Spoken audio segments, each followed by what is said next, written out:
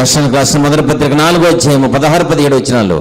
ఆర్భాటముతోను, ప్రధాన దూత శబ్దముతోను, దేవుని బోరతోను యేసుప్రభు గారు వచ్చేటప్పుడు ఆకాశం దద్దరిల్లిపోతుందండి.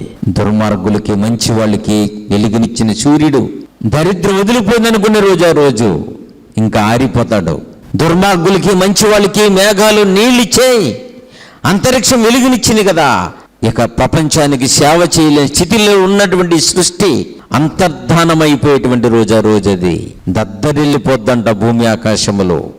ఏం సౌండ్, ఏం శబ్దం, ఏం ఆర్భాటం అసలు. మంత్రి గారు వస్తుంటే తారాచెవులు, బాంబులు, అవుట్లు కదా, ఎంత అలవాటు చేస్తారో. మరి దేవుడు వస్తుంటే దీన్నే చెబుతూ ఆర్భాటముతో, ప్రధాన దూత శబ్దముతో, దేవుని బోరతో పరలోకము నుంచి ప్రభు దిగి వస్తాడు.